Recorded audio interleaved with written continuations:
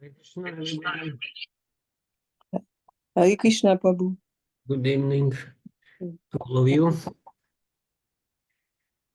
Hare Krishna, Prabhu. Hare Krishna, nice to hear you, if not see. So yes, again, third. Hare Krishna, Prabhuji. Hare Krishna, Ji.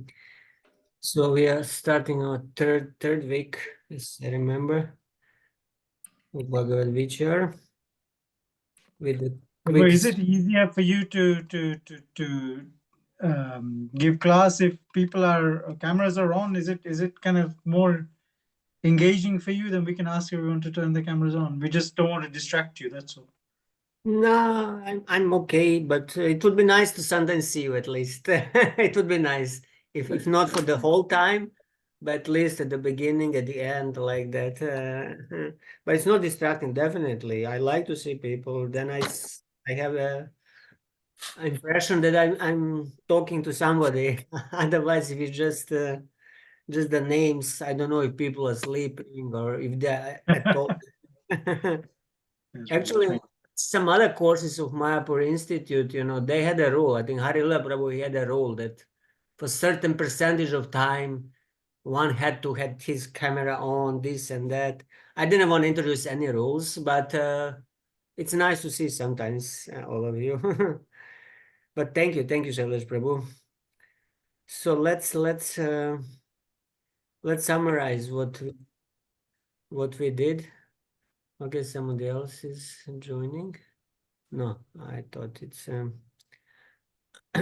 what we did the last time. We started the seventh canto, and if you remember, it started with the inquiry of Maharaj Parikshit, who asked about Lord's apparent partiality, because in the previous canto, Lord sided with the demigods, with the devas. He helped Indra. He killed Vritasura.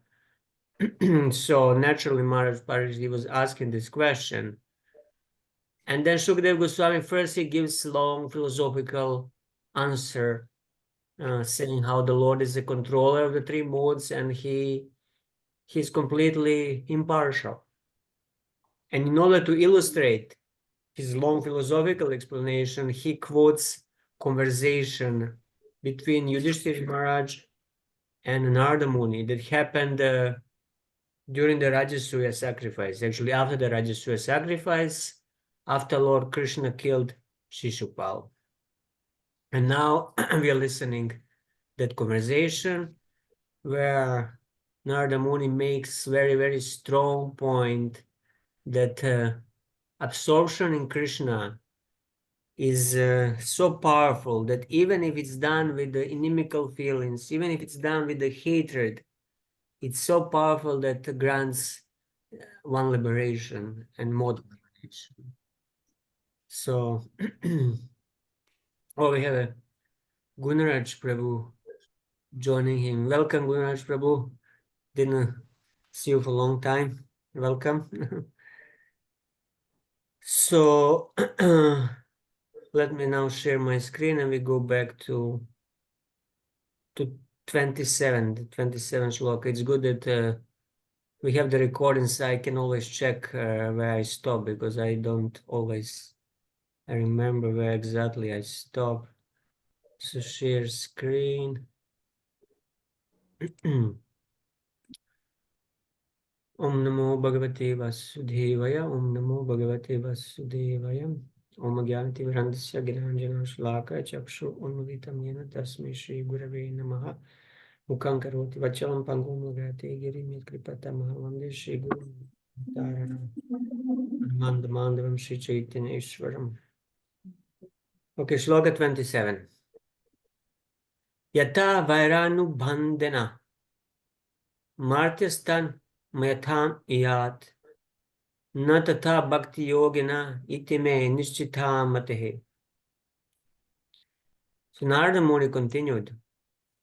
By devotional service, one cannot achieve such intense absorption in thought of the Supreme Personality of Godhead as one can through enmity towards Him.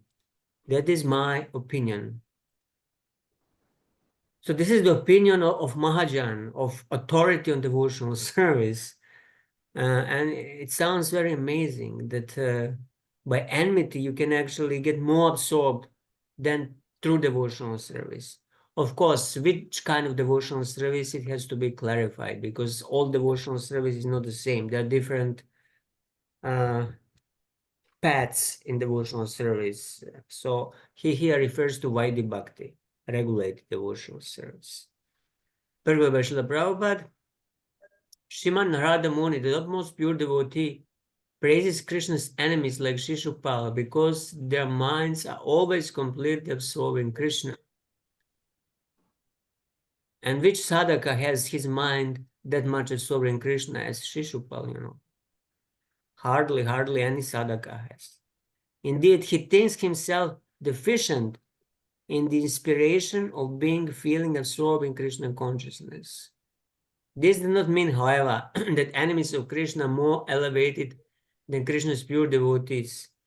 In Chaitanya Charitamrita, Adilila, Krishnadas Kaviraj Goswami also thinks of himself in such a humble way. Jagai Madai hoite muni se papishta, purishera kita, hoite murti se lagishta. I am worse sinner than Jagai Madai, and I'm even lower than the worms in the stool.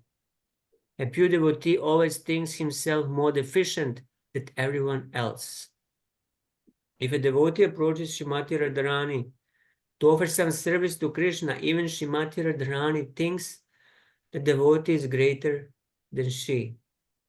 Thus Narada Muni says that according to his opinion, the enemies of Krishna are better situated because they're fully absorbed in thoughts of Krishna in terms of killing him, just as a very lusty man always thinks of women and their association. The essential point in this connection is that one should be fully absorbed in thoughts of Krishna 24 hours a day. There are many devotees in Raga Marg, which is exhibited in Vrindavan, whether in Dasya Ras, Sakya Ras, Vatsalya Ras, or Madhurya Ras. All the devotees of Krishna are always overwhelmed by thoughts of Krishna. When Krishna is away from Vrindavan, tending the cows in the forest, the gopis in Madhurya Ras are always absorbed in thoughts of how Krishna walks in the forest.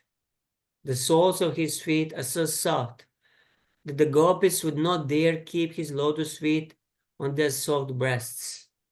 Indeed, they consider their breasts a very hard place for the lotus feet of Krishna, yet those lotus feet wander in the forest, which is full of thorny plants. The gopis are absorbed in such thoughts at home, although Krishna is away from them. Similarly, when Krishna plays with his young friends, Mother Yashoda is very much disturbed by thoughts that Krishna, because of always playing and not taking his food properly, must be getting weak. These examples of the exalted ecstasy felt in Krishna's service, as manifested in Vrindavan. This service is indirectly praised by Narada Muni in this verse. Especially for the conditioned soul, Narada Muni recommends that one somehow or other be absorbed in thoughts of Krishna, for that will save one from all the dangers of material existence. Full absorption in thought of Krishna is the highest platform of Bhakti Yoga. So Krishna's enemies, they're elevated because of the absorption in Krishna, and they can be considered, in one sense, not in a real sense, but in one sense higher than Vaidhi Bhaktas, but they're certainly not higher than those devotees from Raga Marg who are on the path of spontaneous devotional service, because the God's absorption certainly exceeds the absorption of demons like Shishupal, Kamsa, and others. Nobody can be as much absorbed as the gopis. Of course, Yashodama and Nanda Maharaj and others. So Vishnu Chakriti Thakur, There is the immeasurable glory of a great criticizer in part because of absorbing his mind through enmity. By continuous enmity, a person who knows that the Lord will kill him, martyaha, and no other person achieves complete absorption in the Lord, tanmayatam, and nothing else, just as a lusty man always thinks of women. One does not become absorbed so quickly by bhakti yoga. But bhakti yoga means Vaidhi bhakti. The word quickly should be added to the verse. I have discerned this. One does not have to ask for other proof. If an envious mind is greater than bhakti in causing absorption in the Lord, what can be said of bhakti yoga which has absorption of mind in the Lord? Previously, Parikshit has said that he was surprised that their tongues were not attacked by white leprosy, and that they did not enter the darkest region of hellish life. It means here Shishupal and Dantavakra, although they continuously criticize the Lord and should have got some disease like white leprosy, they didn't. And this was because they got purified through absorption in Him.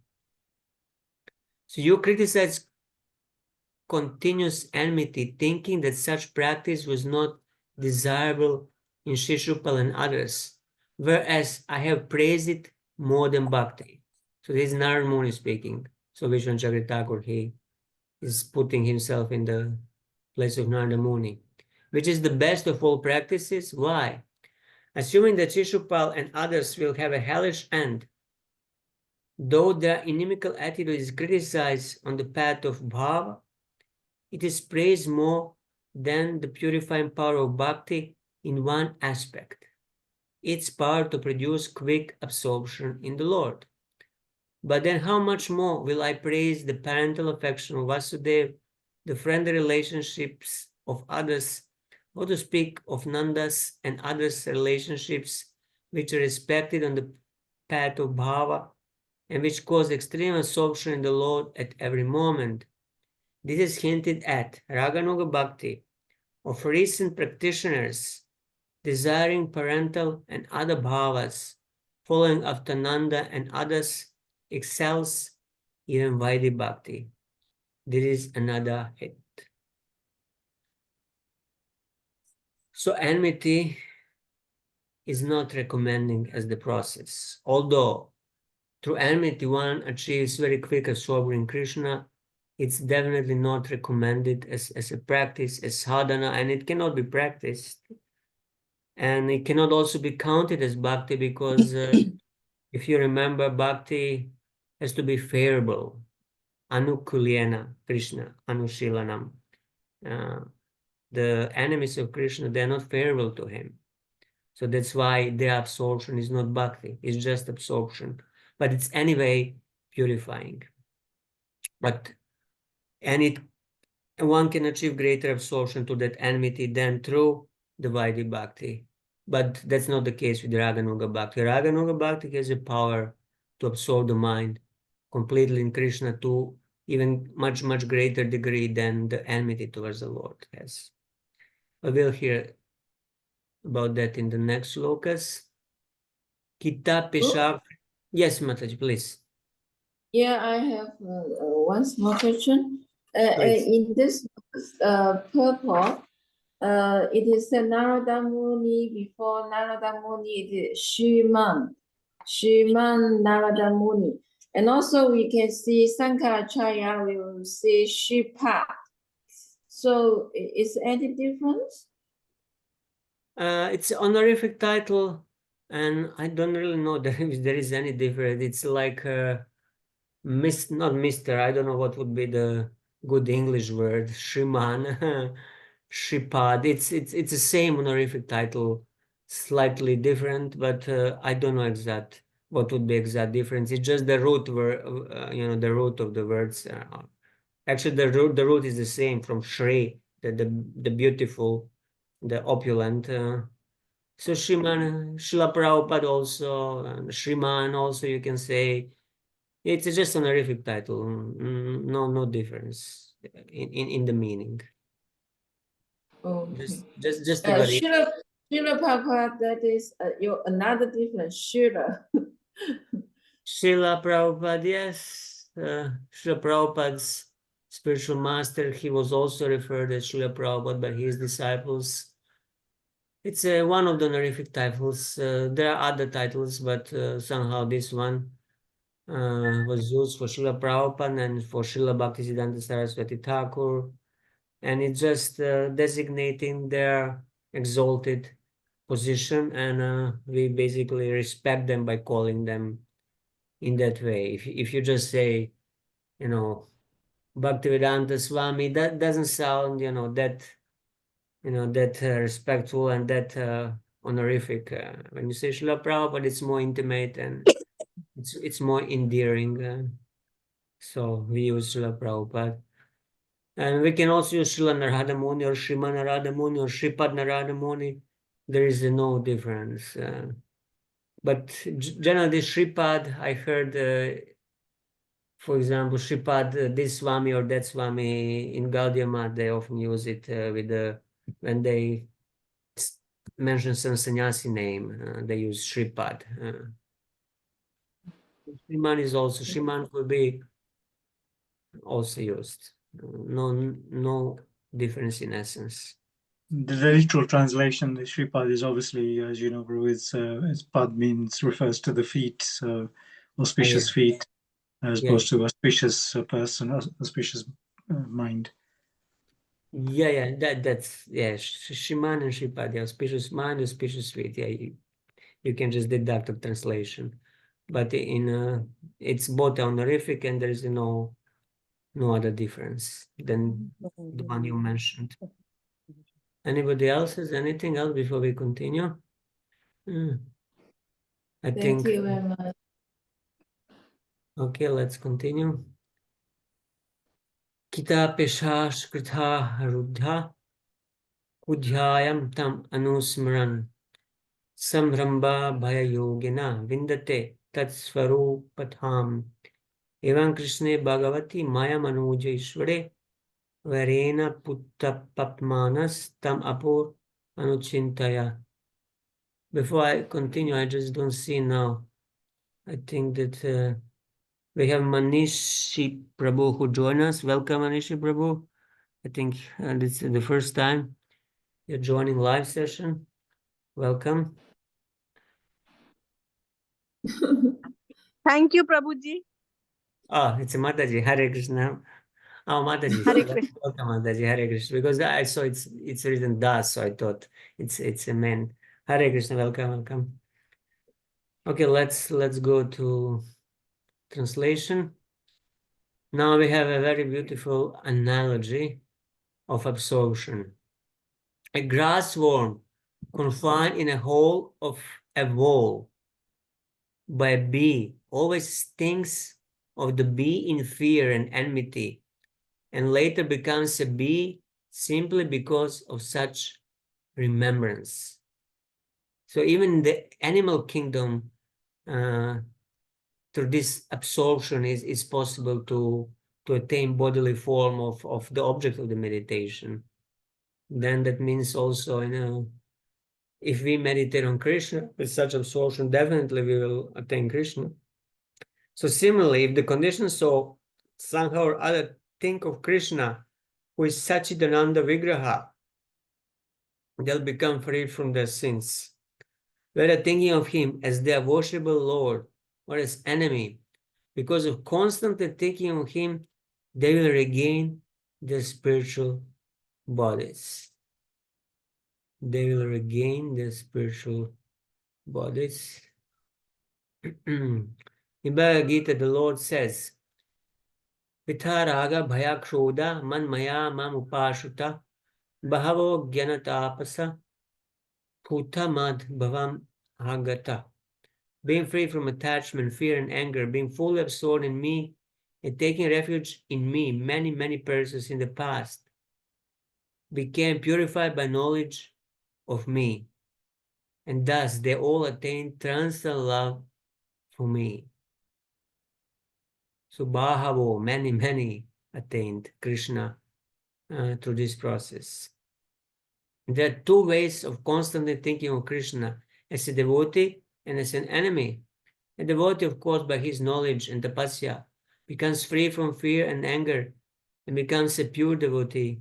Similarly, an enemy, although thinking of Krishna inimically, thinks of him constantly and also becomes purified.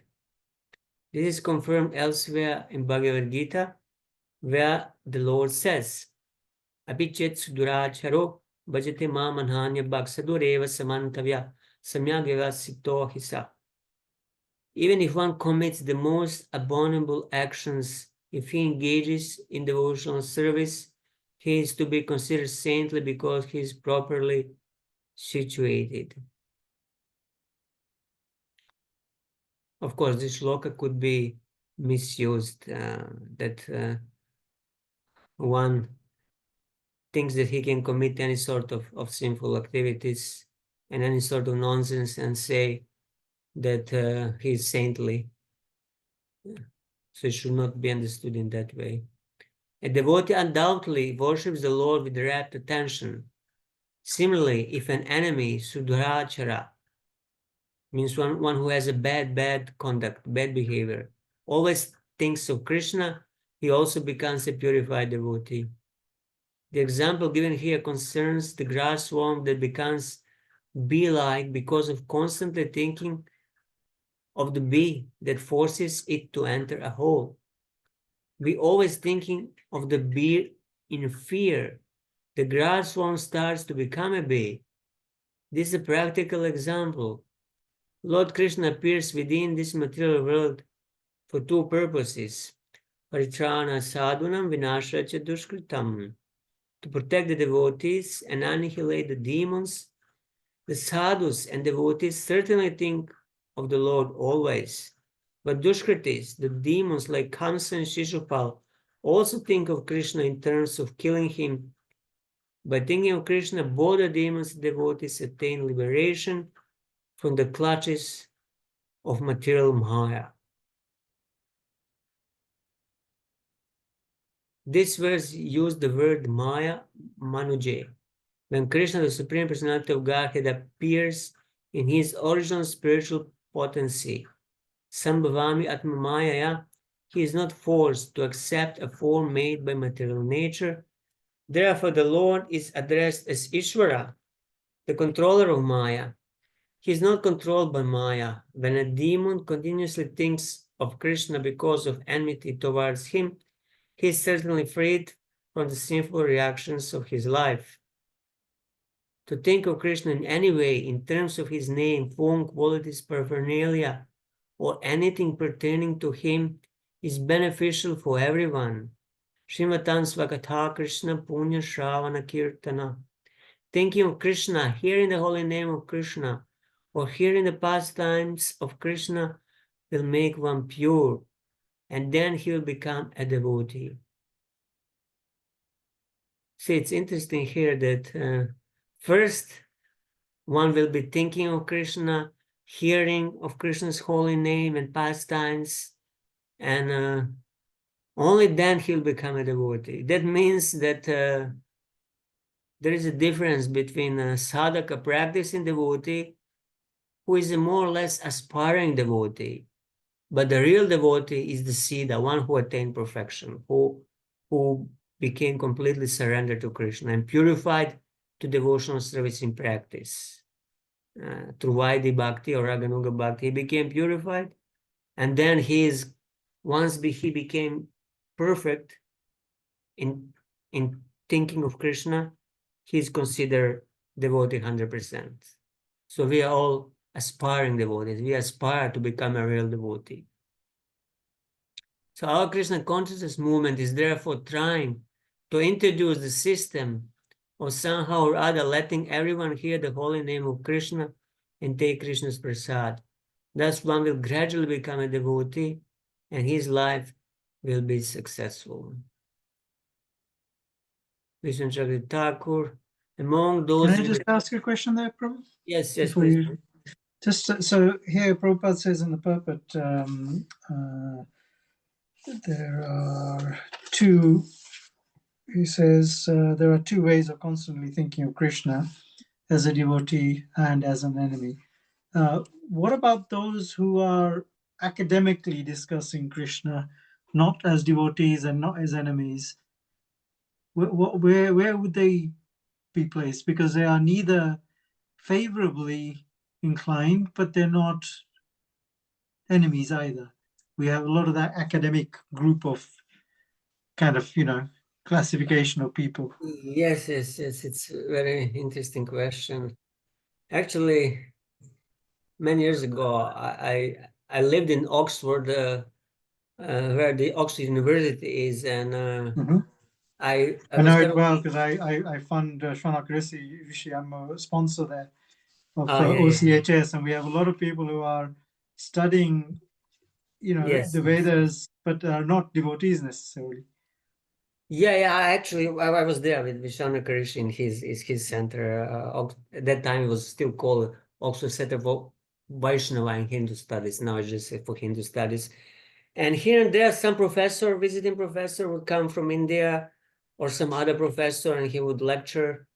Most of those who was gathered around at Shaunakarish's center were devotees, but then they were learning from these academic professors who were experts in Sanskrit and different sort of, philosophy and this and that.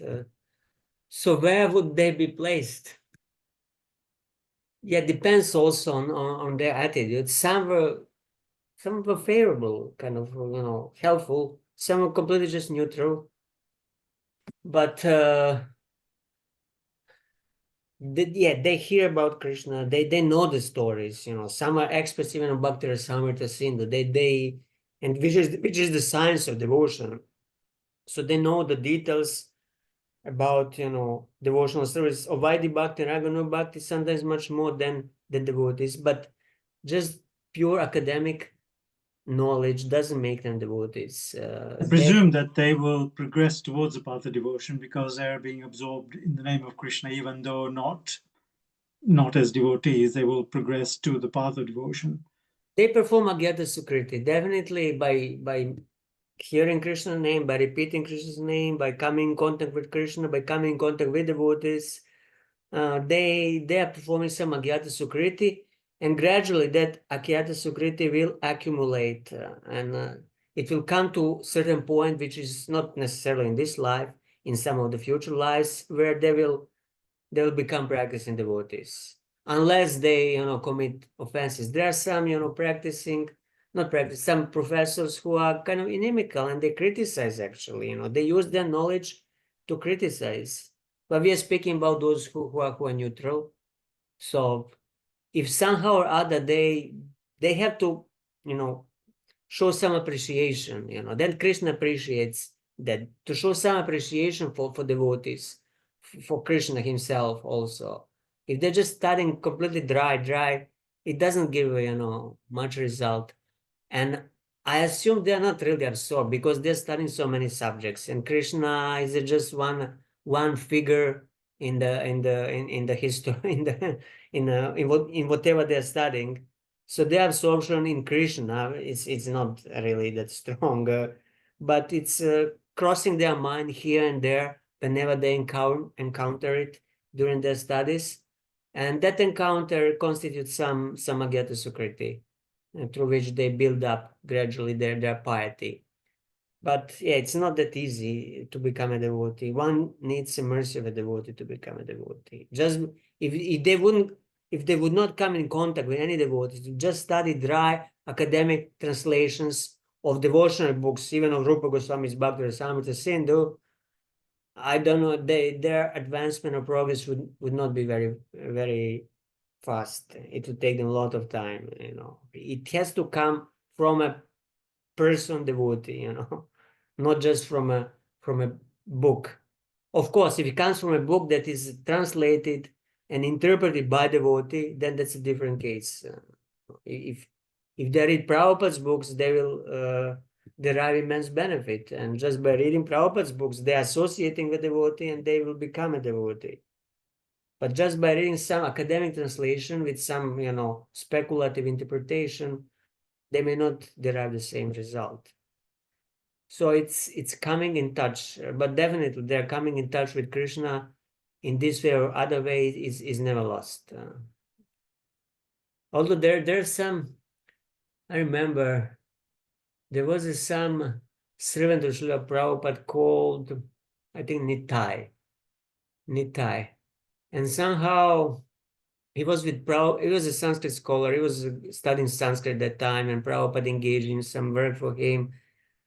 But at one point he went to Radhakund and he saw some Babajis there, and he thought that what he learned from Prabhupada is not enough, and then he wanted to go and take initiation from another guru, from some Babaji guru there. So he asked Prabhupada,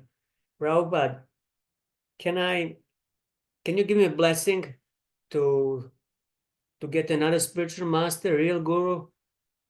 And when Prabhupada heard this, he became, very angry. And I don't remember the exact words, but basically Prabhupada cursed him and to never get a guru in hundreds of lifetimes, a real guru, because what Nitai asked, it was really a nonsense. So as the result of that Nitai, he went and he left ISKCON, he left Prabhupada. He took some initiation, but after some time he returned back to America and he became academic scholar on a devotional subjects like Bhakti Rasamrita Sindhu and others. Neil Demonico is his name. And I'm not sure that he's practicing, I don't know whether he's practicing devotee anymore, but he knows a lot. He knows a lot. But since he committed offense to his spiritual master, to a pure devotee, I don't think that his next birth will be very auspicious. Although he was a sort of a devotee, then he committed a parad, he became an academic scholar, and he knows so much more than most of us about devotional subject matter. He's a Sanskrit scholar. Still, he's not going to make progress like that very easily. He'll But suffer. even occurrence of a pure devotee is still a blessing, isn't it, Prabhu? Yeah, in a sense, it's still a blessing. Like Kumaras, they cursed, but they had to suffer in between to get purified. So similarly, this Nitai, he will first have to suffer to get purified from his aparad, and then of course he'll come back, because it's never lost. Once you start, it's never lost. But there are setbacks. So this aparad was serious aparad. It's a setback for him. So his academic scholarship is not going to help him. It would be much, much better to become, humble, ignorant, devotee who doesn't know any Sanskrit or anything else, but who is, respectful and faithful to Srila Prabhupada. His advancement would be much better. Like this, he halted his advancement. So this is just one example that, academic scholarship is not what makes one a devotee. But it could be favorable like anything else if you're coming in touch with Krishna through that. And yeah, I remember now in Oxford when we were hosting these scholars coming from India. Generally, once a week we had a lunch, which was prasadam, so they were eating prasadam. Otherwise, it was, but there was no kirtan. It was just kind of academic, discussion and friendly, mingling. But yeah, they were from some Indian universities here and there. They knew a lot, but still they were not really devotees. But because they were friendly towards devotees, I assume they will gradually make advancement. Okay, so Vishnu Thakur, among those with thoughts of enmity towards the Lord, some like Shishupal attained Sarupya, means he attained the same form as the Lord, as Vishnu. An example is given in 2 verses. An insect is sealed in a hole by type of bee, Peshashkrita, and thinking of the bee with hatred, Samramba, and fear, it becomes a bee. Maya Manuji means to the Lord who is merciful, Maya, to man, even if they hate him. Or it can mean to the Lord who appears among men in his Svarup, Maya. Shruti says, Svarupa Bhutya Nitya, Shaktya Maya Kyaya Yutha. Attomaya mayam Vishnum pravadanti sanatanam. They call the eternal Vishnu Maya Mayam because he is endowed with his eternal Shakti arising from his Swarup. Those who are purified of their sins, of their sin of criticizing the Lord, attain Sarupa by meditation arising from enmity. Well, now this is from Jiva Goswami's Bhakti Sandarbha. This is just a translation of the same verse in a different way by Bhanu Swami. So Bhakti Sandarbha says, one may say that this takes place because the Lord, or an abhasa of the Lord, in the case of enmity, appears before them, endowed with such Shakti. A material example is given to show the great result in the form of absorption even from enmity. So actually in the form of enemy, it's a shadow, abhasa, of the Lord that appears before the enemy.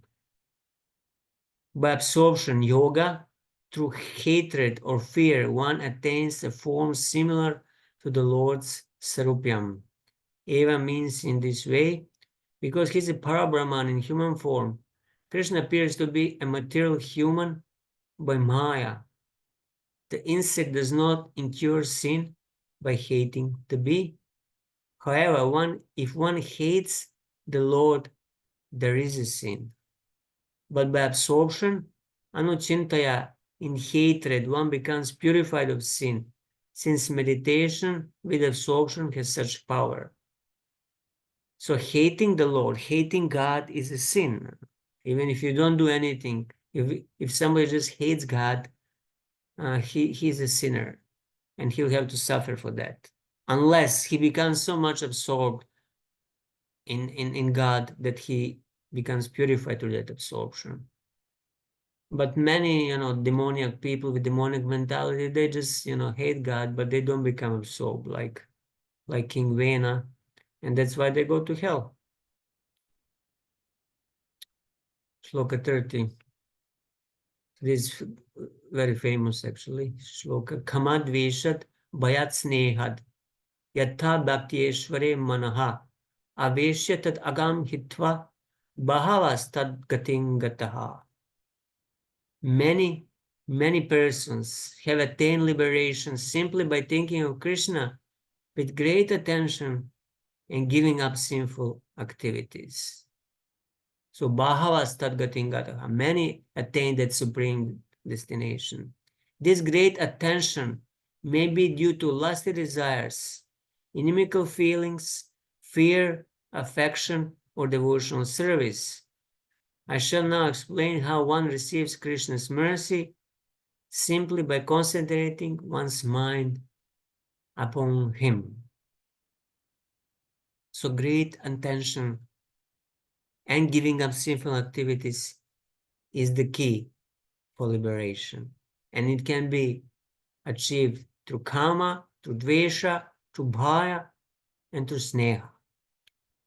So we'll read about that. Purport is stated in Srimad Bhagavatam.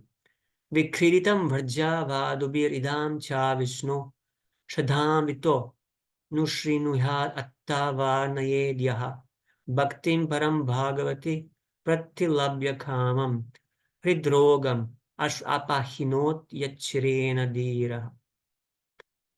If a bona fide listener hears of Krishna's pastimes with the gopis, which seem to be lusty affairs, the lusty desires in his heart, which constitute the heart disease of the conditioned soul, will be vanquished, and he will become a most exalted devotee of the Lord. If one who hears of the gopis' lusty behavior with Krishna becomes free from lusty desires, certainly the gopis who approach Krishna become free from all such desires. Similarly, Shishupal and others who were very much envious of Krishna and who constantly thought of Krishna became free from envy. Nanda Maharaj and Mother Yashoda were fully absorbed in Krishna consciousness because of affection. When the mind is somehow or other fully absorbed in Krishna, the material part is very soon vanquished. and the spiritual part, attraction to Krishna becomes manifest. This indirectly confirms that if one thinks of Krishna enviously, simply because of thinking of Krishna, he becomes free from all sinful reactions and thus becomes a pure devotee. Example of this are given in the following verse.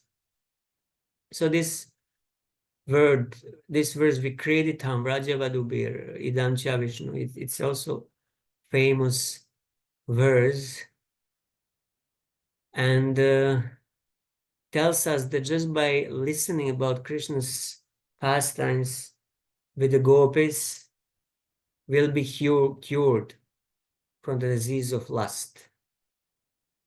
So that means it's not that we have to wait until we are completely free from lust to listen about Krishna's pastimes with the gopis. Otherwise, this shloka would have no meaning. It says by listening the pastimes of Krishna with the gopis, you become free from lust. That means that you still have a lust while listening to it. So it doesn't require absolute purity in order to listen. But of course, one has to listen with the proper understanding, with the proper understanding of tattva, with understanding who Krishna is, who gopis are, that they are not just some boys and girls, that it's a supreme, that he's a supreme Lord, and the gopis are his energies, his shaktis. So proper sambandha, understanding of tattva has to be there. And then even if one still has lust in his heart, if he listens faithfully with a submissive heart and with attention to this process of Shravanam, hearing of Krishna's pastimes, the lust will be vanquished from his heart. Sometimes some devotees say, no, just stay away from 10 canto. Don't listen anything about Krishna and the gopis because you're not qualified. But in this way, we might never become qualified. Why Srila Prabhupada translated Krishna book? At the very beginning of ISKCON, I forgot what was the year, but early 70s, maybe 1970, where he already translated Krishna book. And there the pastimes of the gopis with the Krishna with the gopis were there. And everybody was just a new bhakta. But Prabhupada wanted them to listen about these pastimes, because through this listening, they will get purified. So Srila Vishnu Thakur, all persons with moods favorable or unfavorable towards the Lord attain him. However, by reasoning, one should understand that according to the sadhana, the result will be different. That is described in this verse.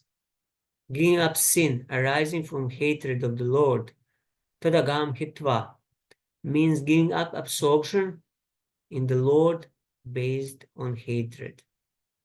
This phrase does not apply to those who have conjugal desire for the Lord, since there is no sin in this type of karma. The word karma refers to the gopis.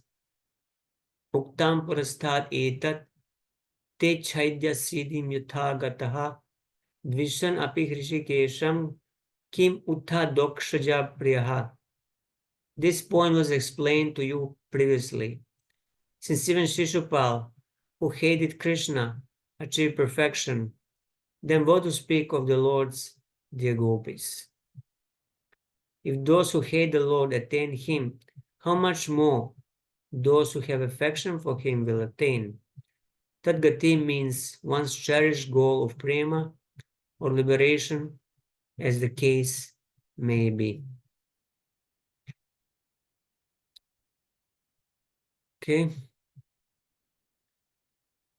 So now we have example who achieved absorption in which way. So gopis are first mentioned here. Gopya kamad bayat kamso. So gopis through kama and kansa through fear. Dvesha chaidyadhayo nripaha sambandha vrishnaya snehad yuyam bhaktya vayam vibho. So my dear King Yudhishthira, the gopis, but their lusty desires by kama. Kansa by his fear, Shishupal and other kings by envy, and Yadus by their familial relationships. So Sambandha Dvrishnaya with the Krishna. And you Pandavas by your great affection for Krishna, and we, the general devotees, by our devotional service, have obtained the mercy of Krishna. So these are different ways of attaining the mercy of Krishna, exhibited by different types of devotees. Purport. Different persons achieve different types of mukti, sayujya, salokya, sarupya, samipya, and sarshti, according to their own intense desire, which is called bhava. Thus, it is described here that the gopis, by their lusty desires, which were based upon their intense love for Krishna, became the most beloved devotees of the Lord. Although the gopis at Vrindavan expressed their lusty desires in relationship with the paramour, Parakya, they actually had no lusty desires. This is significant of spiritual advancement. Their desires appeared lusty, but actually they were not the lusty desires of the material world. Chaitanya Charitamrita compares the desires of the spiritual and material world to gold and iron. Both gold and iron are metal, and there is a vast difference in their value. The lusty desires of the gopis for Krishna are compared to gold, and material lusty desires are compared to iron. Kansa and other enemies of Krishna merged into the existence of Brahman. But why should Krishna's friends and devotees have the same position? Krishna's devotees attained the association of the Lord as his constant companions, either in Vrindavan or in the Vaikuntha planets. Similarly, although Narada Muni wanders in the three worlds, he has exalted devotion for Narayan, Aishwaryaman.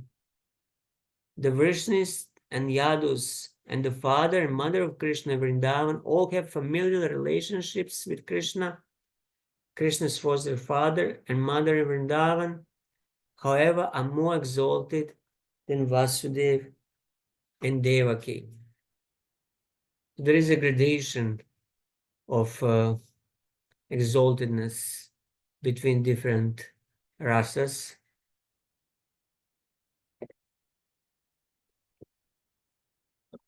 Shanta and Dasya rasa being at the bottom, and then Madhurya being the top of the bhakti. And in Madhurya, Parakya rasa being the highest. Higher, it means that the gopis in Vrindavan, they are higher than the queens in Dwaraka. Vishnu Chakri Thakur, the different persons holding these emotions are listed in this verse. As was previously explained, the last mentioned here is love, arising from intense spiritual affection, not from material lust. That material term would apply to Kubja and others. So Kubja's attraction to Krishna was bordering material lust. But Gopi's attraction had nothing to do with the material lust. Although externally, when you just look from outside, it looked like, but actually it was a completely transcendental feeling. Fear means fear, arising from a person's knowledge that Krishna will kill that person. So Kamsa, he was always thinking of Krishna either when he was awake or sleeping, he was dreaming that Krishna is coming to kill him. And fear was that emotion that facilitated his absorption. And the Yadavas, Vrishnis, you, the Pandavas, achieved me by sambandhat, by relationships of seeing me as a son, brother, or cousin, which are full of affection. So they always saw Krishna as their relative, and this dearness and nearness of Krishna as one's cousin made them always think of him.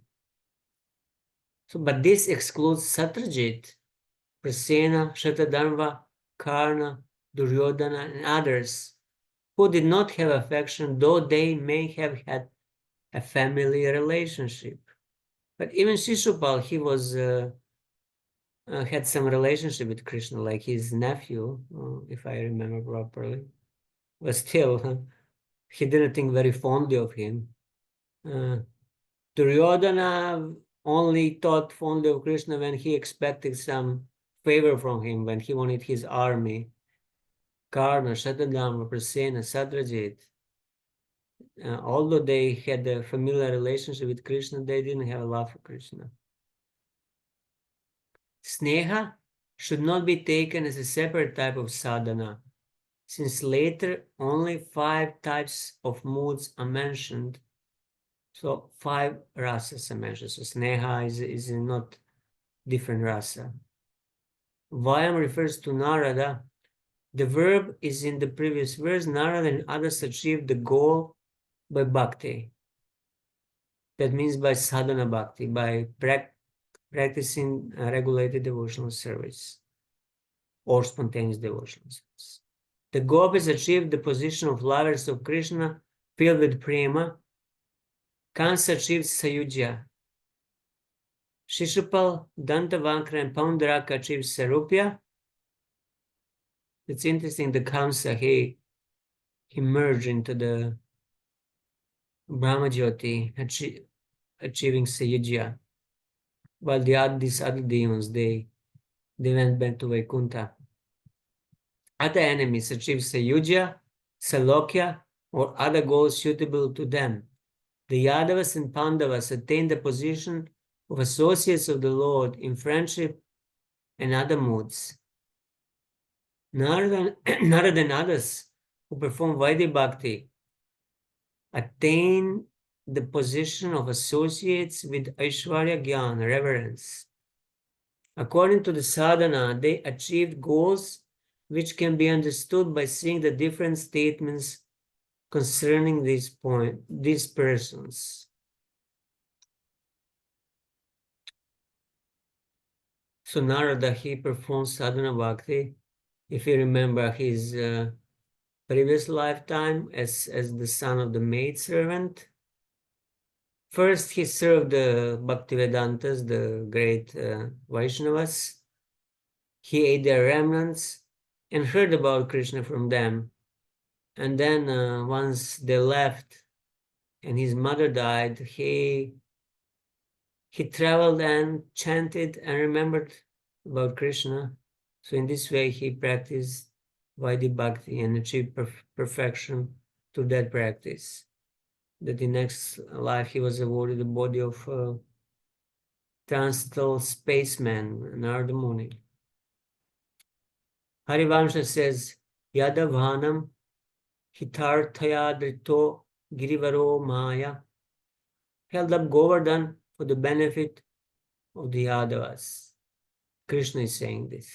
Thus Nanda and others of Vrindavan can be considered Vaishnavas also. However, they had extreme affection unmixed with Aishwarya Gyan. Thus, their relationship of seeing Krishna as their son or friend were even more intense than those of the Yadavas.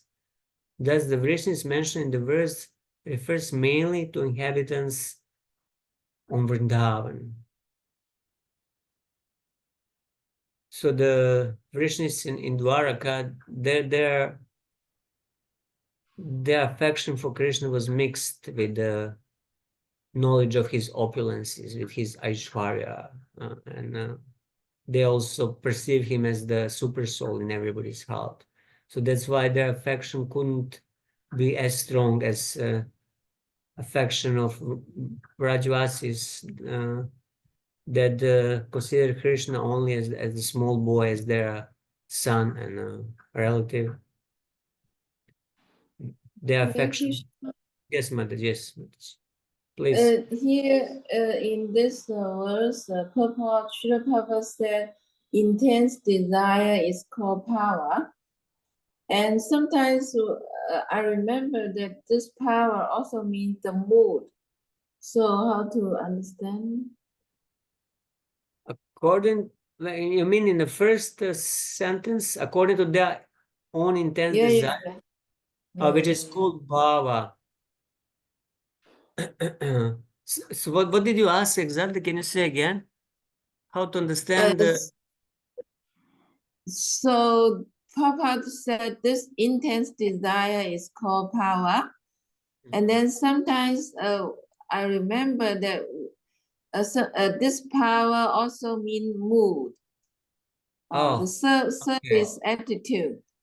Okay, So yeah. how to understand this? Yeah. Sometimes we use that word bhava. What is your bhava? It's a common usage, my mood, bhava. But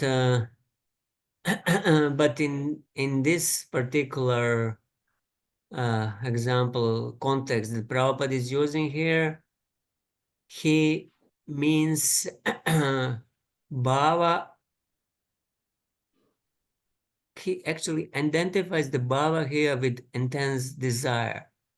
But I think that here he means bhava just as a preliminary stage of prema, the stage of perfection that precedes prema, and on that state, in that stage, one has intense desire to serve Krishna. So it doesn't refer to the normal usage that we use as the mood, but also could be, the different devotees in different rasas, they have different moods. So that's also, you can call it bhava. Bhava of Mother Yashoda is different than bhava of the gopis or of the bhava of the cowherd boys. They're all characterized by intense desire, but it's different rasa. It's different taste. So it's a variations of bhava. So yeah, I hope it is clear. If not, you can say intense desire at the stage of bhava, at the stage that is that love of God starts to appear. One has really intense desire, and bhava is compared to first rays of the rising sun, which indicates that the sun of prema is going to appear very, very soon. So it appears in the form of bhava. It's a prema that is not yet fully developed, but very soon that bhava is going to become fully blossom prema, fully blossom love of God. And at that stage of bhava, which is that stage of bhava is characterized by intense desire for Krishna. One is mad after Krishna, and through this intense desire, he achieves the Lord. He doesn't really need anymore to follow the regulated devotional service, because the devotional service, the bhakti, we can divide into two parts. First part is called sadhana bhakti, and the second part is called Siddha Bhakti, the devotional service in perfection. So devotional service in practice is called Vaidhi Bhakti, which can be two types, Vaidhi and Raganuga. But it's both Vaidhi and Raganuga, they're devotional service in practice. We just practice Bhakti. Like somebody is going to a school learning how to drive a car. He doesn't know really yet how to drive a car, but he's learning, it's a practicing. But once one attains the stage of bhava, he's already perfect, on a verge of perfection, and he's not following the practice anymore. He is now following his emotions for Krishna that are manifest as very strong desires and emotions for Krishna, and that stage is called bhava, and it will, it can arise either from Vaidhi sadhana or Raganuga sadhana, and it will differ in the quality and the quantity depending on the path one took. But in both cases, it's a preliminary stage of love of God, which is called bhava, and this is what Prabhupada means here. It doesn't mean the the normal word usage that we use. Oh, my bhava is that I'm very angry today at somebody because he told me this or that. This is not what Prabhupada means. It's a technical usage here. Is it okay? Thank you very much. So where did I stop? I read the Vishnu Chakra Thakur, yeah.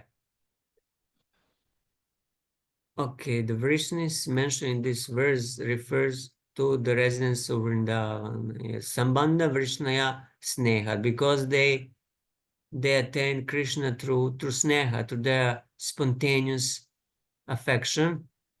And these are Brajavasis, actually, not the residents of Dwarka, but Brajavasis who also can be considered Vrishnis. So what about Arjuna and Kunti Pandavas? Maharani? Yeah, Arjuna, They're Kunti Maharani and Pandavas, Sambandha, they attained through Sambandha. And this is what is describing them, through their relationship with Krishna. Arjuna and Krishna, they were cousin brothers. And Arjuna was always thinking in these terms of Krishna. He's my dear cousin brother. Yudhishthira Maharaj and Bhima and everybody else. Yudhishthira was thinking he's my younger cousin brother. Nakul and Saha, they were thinking he's our older cousin brother. So they had affection to him, considering him their relative. And through this affectionate feelings, they were always absorbed in thoughts of Krishna. When they stayed in Indraprastha, they were always thinking, oh, where will Krishna come from Dwaraka? They were always, longing for Krishna to come and give them his association. And sometimes Krishna would come and then he would sport with Arjuna and others and go to the forest hunting and do so many things and spend some months in Indraprastha.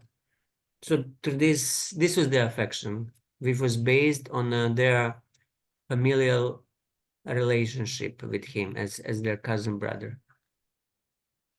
And that was enough for them to attain perfection. They were already perfect, so they didn't need to practice sadhana bhakti, either raganuga or vaidhi bhakti. They just practiced you cannot say practice, they just lived their affection for Krishna. And that affection, that sneha, made them perfect. Just that association. They were naturally and spontaneously always thinking of Krishna as their relative. And that sort of absorption granted them attainment of Krishna in Goloka Vrindavan. Okay. You mean that they will also go to Goloka Vrindavan? Yeah, I mean, they are also with Krishna in the material world wherever he performs his pastimes. But if you read Bhagavatamrita, when Gop Kumar goes to the Goloka, there is a section of Goloka which is called Dwaraka, and Pandavas are also there. So at the same time, simultaneously, they are with the Krishna in a universe where he performs his pastimes, but they are also in Goloka, in a eternal spiritual world, and they enjoy pastimes with him there. Yeah, they're there also. Okay. The second part of Brihad Bhagavatamrita describes, if you have time, you can read. Let us go to the next. Just 1 minute.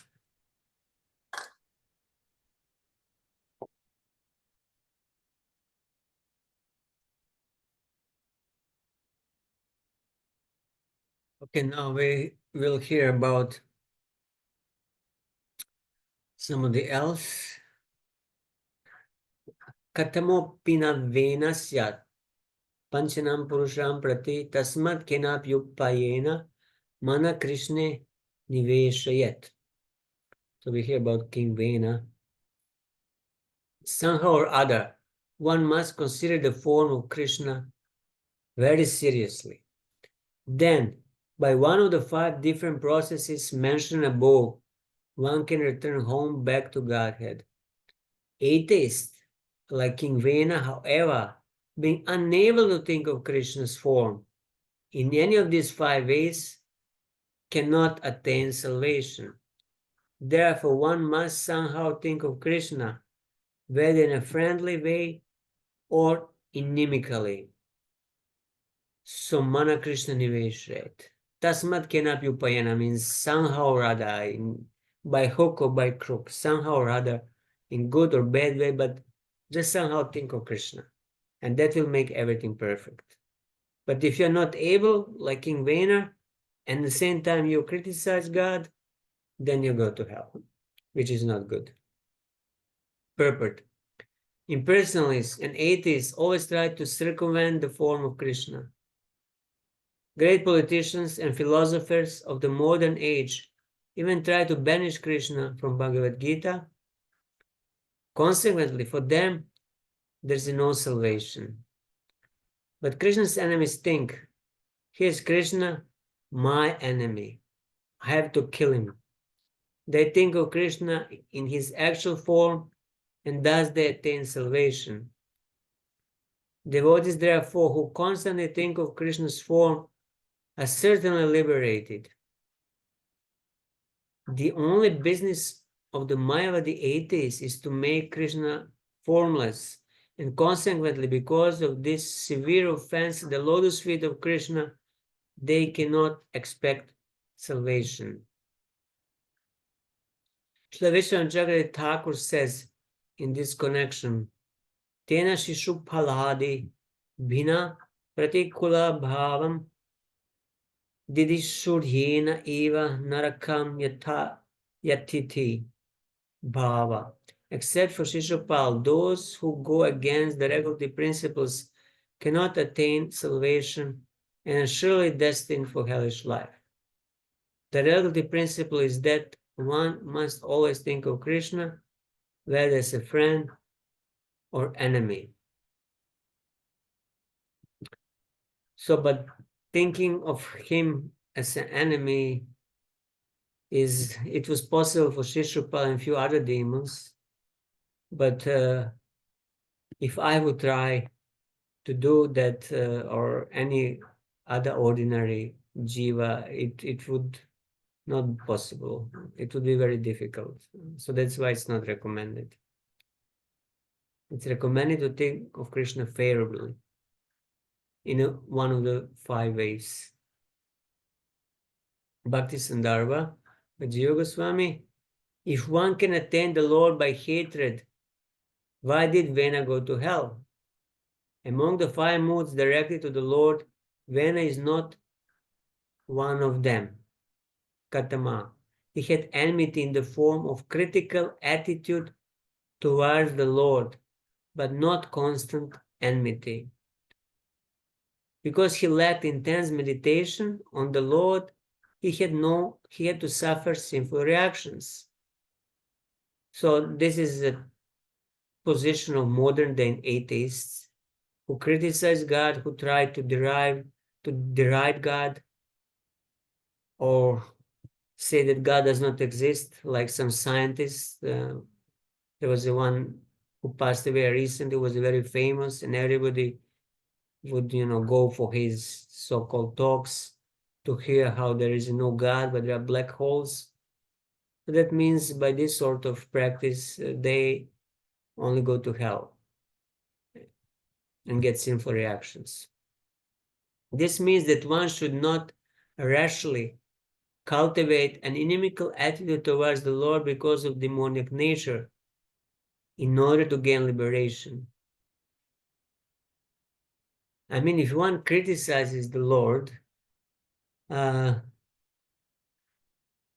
hates the Lord, obviously he cannot logically think, oh, I should practice this in order to attain the Lord, because he doesn't want to attain the Lord. he hates the Lord. He wants to get away from the Lord. So why he would consciously practice this? So it happens only spontaneously, like in Shishupal's case. It's not that one can plan. No, I'm going to I'm gonna hate Krishna and then I'll attain him. And then what will I do when I attain Krishna? I'll continue hating him. I mean, it doesn't make any sense. You know, in the spiritual world, nobody hates Krishna. Only those who love Krishna are there. So we have to develop positive emotion, the sneha, the love, not hatred. Ye vai Bhagavata prokta upaya hyatma labdye asja pumsam avidusham vidi Bhagavatam hitam. Even ignorant living entities can very easily come to know the Supreme Lord if they adopt those means prescribed by the Supreme Lord. The process recommended by the Lord is known as Bhagavad Dharma. As with the previous verb, yusja, the verb niveshayat is in the potential mood to express a desire that this should be done as an option, not an order. Among these methods, but one most suitable, one should think of Krishna. What is achieved after a long time by Vaidhi Bhakti, undertaken with a great effort, is achieved quickly by accepting a particular bhava, even by hatred. If low persons with enmity towards the Lord, who is filled with the highest qualities, attain the goal, can a low, indifferent person not develop affection for the Lord? This Raga Nuga is accepted as the most suitable path. So, practicing the enmity is not the best recommended way. Vaidhi Bhakti is fine, it's okay, but it is difficult. See here, Jiva Goswami says that Vaidhi Bhakti gives result only after long time, with a great effort. Because on the path of Vaidhi Bhakti, one does things mechanically because of the order of the Shastra. One is instructed by the spiritual master in the Shastra to do certain things for which he doesn't have yet any taste. You know, you go to Mangala Arati, although you don't feel like going to Mangala Arati, it's too early, but you have to get up. Somehow you force yourself. Then you chant your rounds, although you don't have any taste. So you're forcing yourself. That's why it's great effort. And in this way, it's not the most natural process, but still it works, but it takes time, it takes effort, it takes determination. But on the path of Raganuga Bhakti, one does these things very naturally, very spontaneously. He wakes up and goes to Mangalarti because he has a natural attraction for it. He cannot wait, to run to the temple. He cannot wait to start chanting. He cannot wait to hear the Bhagavatam. He has spontaneous and natural attraction. And he doesn't need to force himself to do anything. He's doing everything very, very naturally. And that's why this is much easier and quicker part. But of course, it cannot be imitated. It takes, it takes time. So that's why one has first to go to the regulated practice in order to somehow develop the spontaneous attraction for Raganuga path. But Jiva Goswami is clear here that Raganuga is accepted as the most suitable part. So not enmity, not even Vaidhi Bhakti, but Raganuga Bhakti, Raganuga Sadhana Bhakti, which is again Bhakti in practice. Okay, next. Prabhu, Yes, Mataji. how to identify those person who has Raganuga Bhakti mood? Who follow the path of Raga? Well, it's Bhakti in practice. We don't really need to identify because what will be the use of it? It's again just a type of practice, but it is the one who is practicing Raganuga Bhakti externally he also follows all the rules and regulations. It's not that he's not following rules and regulations, that he's, you know, committing sins, but the motivation for his following is something different. It's not injunction with Shastra, it's not the order of the spiritual master, it's his spontaneous taste for it, his spontaneous desire to do it. And you cannot really, you know, detect the motivation, because, you know, both persons, the Vaidhi sadhana bhakta and Raganuga sadhana bhakta, externally they might be doing the same thing. One is sitting and chanting, another one is sitting and chanting. Externally you see them just both chanting, but you don't know what is the motivation behind. Of course, if you maybe observe very carefully, you can see that Raganuga Bhakti is doing it with much more relish. He's not falling asleep. Also, he hears the Bhagavatam with the taste, with the relish. He minds naturally, is attracted towards it. He also does the deity worship very, you know, spontaneously. He has, you know, natural attraction to decorate Krishna, to look at Krishna. While sadhaka, by the sadhaka, he might be on a little, you know, not so enthusiastic externally. So on just these small things, maybe you could, but it's never very advisable to try to figure out who is following which path, because it's a personal thing, it's an individual thing. So why would I need to, you know, to figure out what his inner attitude and mood is. Actually, the devotee is trying to hide his inner attitude and mood. He doesn't want to be recognized by others. Otherwise, if you reveal your inner, you know, inner life, you lose it. If you advertise as the, you know, Raganuga Bhakta or this one or that one, by this sort of advertisement, you lose whatever was given to you. So no need to look, but there is a need that we ourselves develop spontaneous attraction, that we ourselves develop raga. Then we will know for ourselves. I'm spontaneously attracted to Krishna. I'm spontaneously attached to chanting the holy name. Nobody has to tell me, chant 16 rounds. No, you will want to chant much more. You will not want to stop chanting. Once you come to that level that you don't want to stop chanting, then you will know that you attain spontaneous attraction, that you are on the path of Raganuga. So, like that, just for ourselves, it's enough to know where we are, and we don't need to judge others. Thank you very much. Okay, next sloka 33. Matri Shvasreyo Vaschedyo Dantavakrascha Pandava Parshada Pravarau Vishnur Viprashapat Padachyuttau. Narada Muni continued, O best of the Pandavas, your two cousins Shishupal and Dantavakra, the sons of your maternal aunt, were former associates of Lord Vishnu, but because they were cursed by Brahmanas, they fell from Vaikuntha to this ill world. Shishupal and Dantavakra were not ordinary demons, but were formerly personal associates of the Lord. They apparently fell to this material world, but actually they came to assist the Supreme Personality of Godhead by nourishing his pastimes within this world.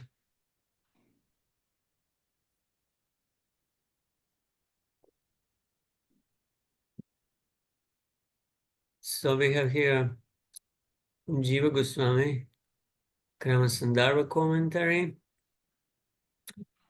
So Shishupal and Dantavakra were not demons, but imitated demons by the will of the Lord to increase their bhakti and show compliance to Brahmanas. It is shown to the questions and answers. It was impossible for them to have any inimical feelings for the Lord. That was the meaning of the question. Shruti says, Nacha punar vartate. One does not return to the material world. Chandogya Upanishad, Anavriti Shabdat. One does not return, since that is stated in scripture. Brahma Sutra. Mamupetya tu kaunteya punarjarmana vidyate. Coming to me, one does not take birth in the material world again. Bhagavad Gita. This is the conclusion with logic. Therefore, this is just a story.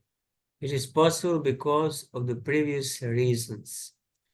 Later it is said, Tavatra kshatriyam jattau matrisvasratmajuttava aduna shapa nirmuktau Krishna chakra hatam hasau. In that third birth, the same Jaya and Vijaya appeared in a family of Kshatriyas as your cousins, the sons of your aunt. When their sins were destroyed by Krishna's chakra, they were free from the curse. Countering on this verse, Sridhar Swami says that the sins of the two were destroyed, but not the two persons.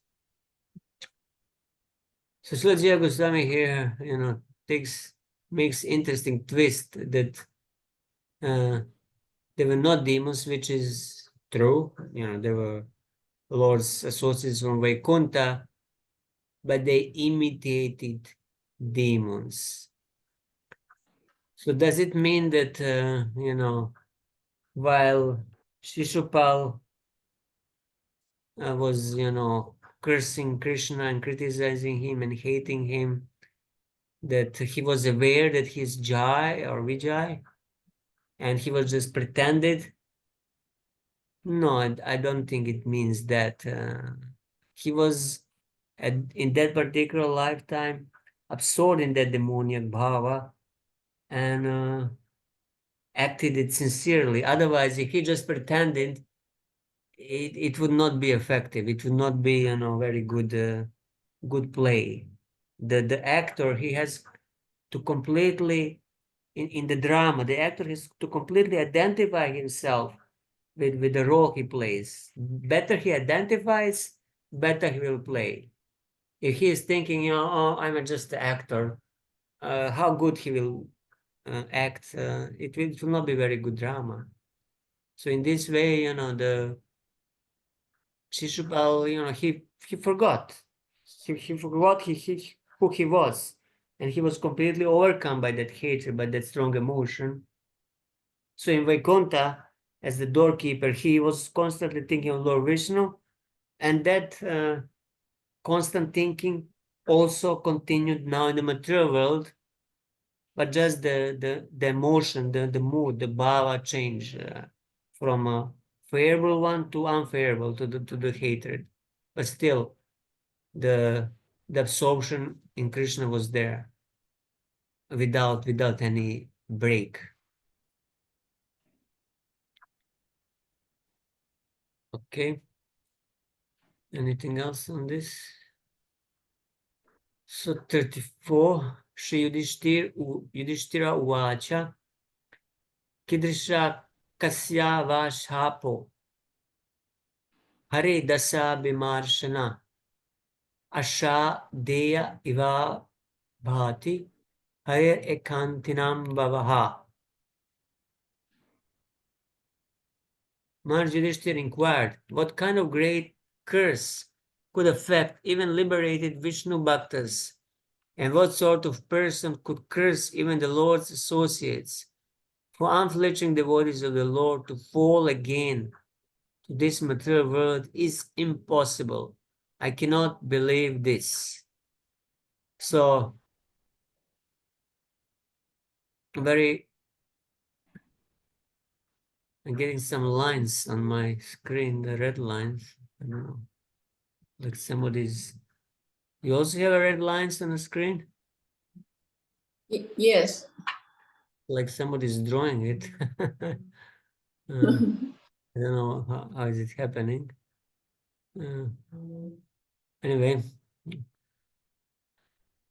so the Marjorie, he is expressing his disbelief that anybody from the spiritual world could fall, because it's something unheard of.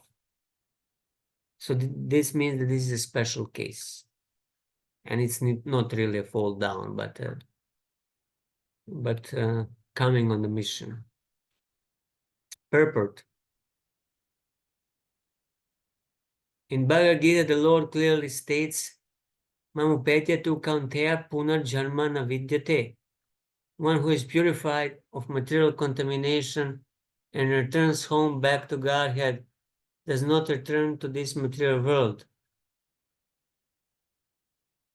Elsewhere in Bhagavad Gita, Krishna says, Janma karma chame divyam evam yo veti tattvata tattva deham punar janma naiti mam eti sorjuna.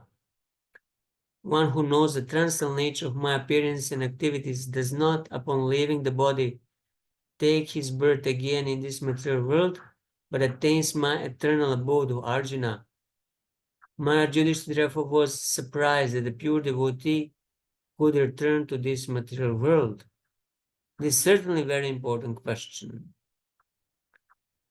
I think the Zoom has some option that one can draw something on a screen. Maybe by mistake, some of our attendees use the pen, and so we don't know how to. Prabhuji, by mistake only, I actually wanted to enlarge the screen and this mark came out. Okay, I okay. wasn't being able to, because I couldn't see the writing. So I wanted to enlarge, wanted to pinch it out. Okay. No problem, Mataji. I think we'll tolerate for now. The next Okay. only 30 more minutes is left. Sorry, Prabhu. No problem. So Vishwanath Chakravarti Thakur says, what curse could affect Avimarshana, the two devotees? It cannot be believed that they could be cursed. It is impossible. So this speaks something about the theory of the fall down, which sometimes is presented as the option, and this speaks that it doesn't really happen, that nobody comes from there.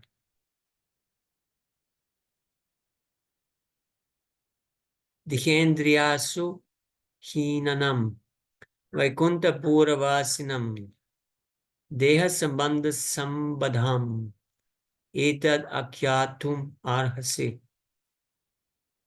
The bodies of the inhabitants of Vaikunta are completely spiritual, having nothing to do with the material body, senses, or life air. Therefore, kindly explain how associates of the personality of Godhead were cursed to descend in material bodies like ordinary persons. The associates of the Supreme Lord, they have spiritual bodies, Satchidananda bodies, and it's very special, circumstance that they had to get material bodies. Generally, nobody from the spiritual world will ever have to get material body, but in a special case, for the performance of Lord's pastimes, they were cursed to assume material body. That doesn't mean that their spiritual bodies were lost or destroyed. Purport. This very significant question would be difficult for an ordinary person to answer, but Narada Muni, being an authority, could answer it. Therefore, Maharaj Yudhishthira inquired from him, saying, Etad akyatum arhasi. Only you can explain the reason. From authoritative sources, it can be discerned that associates of the Lord Vishnu who descend from Vaikuntha do not actually fall. They come with the purpose of fulfilling the desire of the Lord, and their descent to this material world is comparable to that of the Lord. The Lord comes to this material world through the agency of his eternal potency. And similarly, when a devotee or associate of the Lord descends to this material world, he does so through the action of the spiritual energy. Any pastime conducted by the Supreme Personality of Godhead is an arrangement by Yoga Maya, not Mahamaya. Therefore, it is to be understood that when Jai and Vijay descended to this material world, they came because there was something to be done for the Supreme Personality of Godhead. Otherwise, it is a fact that no one falls from Vaikuntha. Again, this is a sort of Siddhanta. No one falls from Vaikuntha. Which Prabhupada is very clear here. Of course, some devotees, they will quote some, letters, some conversation of Prabhupada that Prabhupada said in certain circumstances to certain devotees who were very young at that time. But actually, the Siddhanta is presented in Prabhupada's books, and it's clear here. Of course, a living entity who desires Sayujya Mukti remains in Krishna's Brahman effulgence, which is dependent on Krishna's body. Brahmano hi pratishtha ham. Such an impersonalist who takes shelter of the Brahman effulgence must surely fall down. This is stated in the Shastra. Yanye ravindaksha vimuktamaninas tvesta bhavad avishuddha bhudaya aruhya krichrena param padam tataha patantyado nadritya yushmat angraya. O Lord, the intelligence of those who think themselves liberated but who have no devotion is impure. Even they rise to the highest point of liberation by dint of severe penances and austerities. They are sure to fall down again into material existence, for they do not take shelter at your lotus feet. The persons cannot reach the Vaikuntha planets to become associates of the Lord, and therefore, according to their desires, Krishna gives them Sayujya Mukti. However, since Sayujya Mukti is a partial Mukti, they must fall again to the material world. When it is said that individual souls falls from Brahma Loka, this applies to the impersonalists. So, only those who have not reached Vaikuntha, but only Brahma Jyoti, the meaning impersonalists who have not developed personal relationship with the Lord in any of the 5 rasas, they can fall down. But no residents of Vaikuntha, or to speak of the residents of Goloka, they cannot fall down. There is no such chance, absolutely 0 chance for them to fall down. Only those who somehow elevated themselves through the process of impersonal meditation to the jnana, to the Brahma Jyoti, they can fall. And they do fall unless they develop personal relationship with the Krishna. But one who has a loving relationship with the Krishna, for them it's impossible to fall. From authoritative sources, it is learned that Jai and Vijay were sent to this material world to fulfill the Lord's desire to fight. The Lord also sometimes wants to fight, but who can fight with the Lord but a very confidential devotee of the Lord? Jai and Vijay descended to this world to fulfill the Lord's desire. Therefore, in each of their 3 birds, first is Hiranyaksha and Hiranyakashipu, second is Ravana and Kumbhakarna, and third is Shishupala and Dantavakra. The Lord personally killed them. In other words, these associates of the Lord, Jai and Vijay, descended to the material world to serve the Lord by fulfilling his desire to fight. Otherwise, as Maharaj Yudhishthir says, Ashradeya Ivabhati. The statement that a servant of the Lord could fall from Vaikuntha seems unbelievable. How Jai and Vijay came to this material world is explained by Narada Muni as follows. So why? No, Prabhu. Yes. Just let me finish. Why the statement that servant of the Lord could fall from Vaikuntha seems unbelievable? Unbelievable. Because what kind of spiritual world would be that where thousands and millions of jivas are falling down at each and every moment? Would be that a place that you would like to go? because at every moment there is a chance that you will fall down. So why should we endeavor so hard now to go back to Godhead if we can fall at any moment and millions and billions of others are falling, because the material world is full of jivas, countless of jivas, trillions and billions. So if they all fell from the spiritual world, um, what kind of spiritual world would be that? It would be imperfect world. And why would we want to go to that imperfect world? But it's unbelievable. See, here the Yudhishthira says it's unbelievable that anybody can fall from there. And Krishna is also very, peculiar in Bhagavad Gita. One who goes there, he never falls. Yes, Mataji, Chatur Mataji. Yeah, Prabhu. So at this point, how can we understand that the jiva fall down to this material world? Like us? Yeah, but it doesn't come from Krishna's pastimes. It doesn't come from Vaikuntha. Yeah. Yeah, I don't know what you learned, but there's in the 90s there was a controversy in ISKCON, and GBC they passed some resolution without much thought, and then later many of these GBCs they studied it better and they concluded the opposite. And still some are still sticking to the old position that the jiva falls from Vaikuntha by quoting some letters and statements to the Prabhupada. But in all other four Vaishnava Sampradayas, nobody would ever say this. It's nobody even thinks about these things. It's not a matter of discussion. It's understood that nobody falls from Vaikuntha. So you're asking where are we coming from then? We are coming from the marginal region, from the Tashta Shakti that is, Mahavishnu's glance. The Lord is manifesting us, and by his glance we are impregnated into the Mahatattva. So we are coming from the Lord, but not from his pastimes.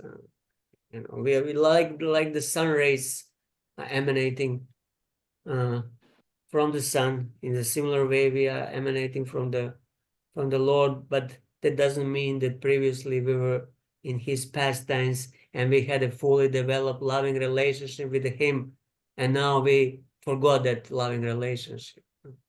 No, we are his potentially. We have, as jiva, the love of Godhead potentially in the seed form present in our heart, but we need now to develop it. That's why the Lord is placing us in the creation in order to give us opportunity to develop our potential, to develop that potential for love. Somebody is saying something, Shanti Rupa Mataji. Some background noise, please mute yourself. Or I have to mute, just 1 second. Oh, sorry. Yeah. So yeah, Chatur Mataji, it's these passages are there to inform us that nobody falls from there, and then only logical conclusion is that we didn't come from there. We came from the marginal Tatashta position, which is Lord Mahavishnu. But now we have all opportunity to develop our full potential as the jiva, as the part and parcel of the Lord, and fulfill our potential by developing love of God. And then once we go wherever we choose to go, wherever our natural inclination is, whether it's Vaikuntha or Goloka or whatever our natural rasa is, once we go there, there is no chance of our coming back. We'll never want to come back.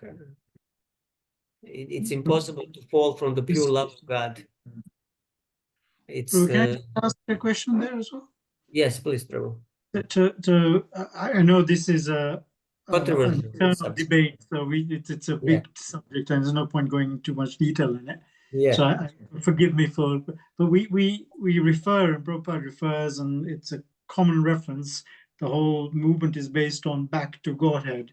Back to Godhead means going back home to where we came from, and therefore that explanation also is. I know the this is a big subject matter, but and then there's lots of debates on it. Prabhupada, when he used the term for Back to Godhead magazine, he actually borrowed the term from a Christian missionary. There is a history of that who used the term going back to Godhead. But yeah, if you want to interpret it literally, but it's a phrase that he gave it to back to Godhead. Yeah, back to Godhead means that our natural home is there, like for example, the son comes from the body of the father. Naturally, the body of the son comes from the body of the father. But does it mean that the son has met the father before and lived in a relationship with the father before? Not really, although he came from the body of the father, because the father, it's from his bodily fluids that the son is coming. Similarly, we are also coming from the Lord, but doesn't mean that we had a fully blown relationship with the God or with the Father. So we cannot base Siddhanta on some phrases that Srila Prabhupada used for certain purposes, for the preaching purposes mostly, back to Godhead. He used it because it motivates us, because especially for us who are coming from the Christian background, we are kind of conditioned in this way that yes, we are coming from there, and now we want to go back. That's why that Christian missionary used that term, back to Godhead, and Prabhupada just borrowed his term in order also to motivate us all to go back to Godhead. And we are going back to Godhead. There is no question of it. But doesn't mean that we were there in a real sense, in the sense of having fully developed relationship with Krishna.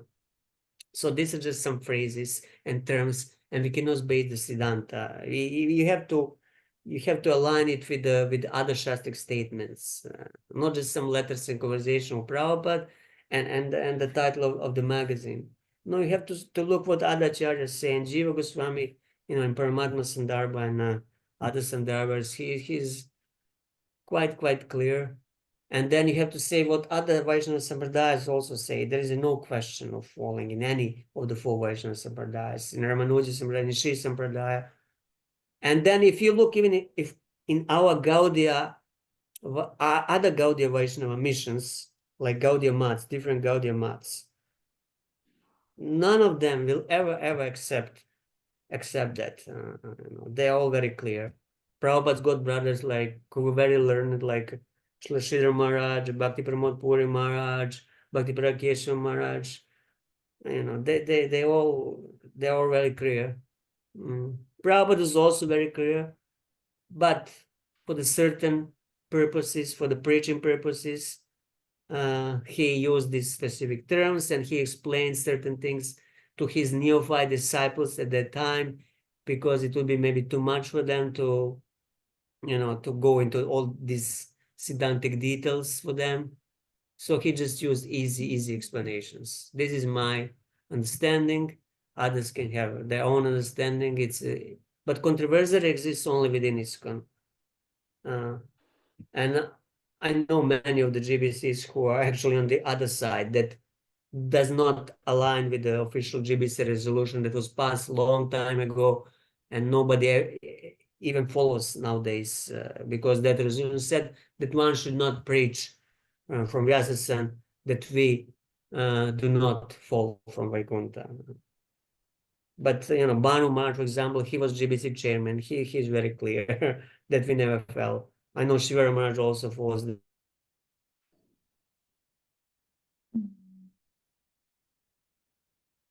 Prabhu, I am still a little bit confused. So where where are the jiva from? We're Mahavishnu's. coming from- yeah, body of Mahavishnu. We are like a rays of the sun coming from the sun. So we are. I mean, I would need to give a whole separate class just on this topic. So just shortly, we are emanating from the body of Mahavishnu. Oh. I mean, just shortly, we are coming from the Lord, but not from the spiritual planets where residents have fully developed relationship with the Lord. We have that in potential. We have that potential to develop it, but it's not that we ever really had loving relation with the Lord, and now we fell from the lila.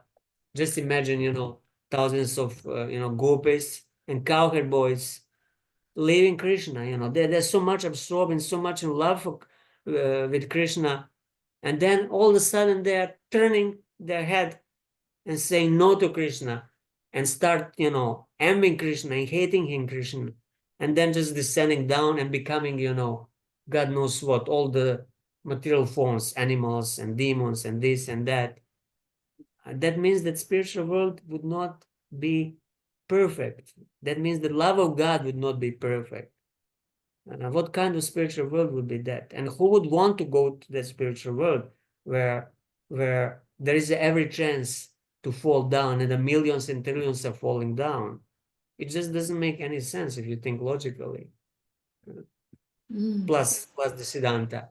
So yeah, how to accommodate some things that Prabhupada said, it's a different thing. But we have to stick to the Siddhanta. And here I think it's also quite obvious from these purports that are also written by Srila Prabhupada.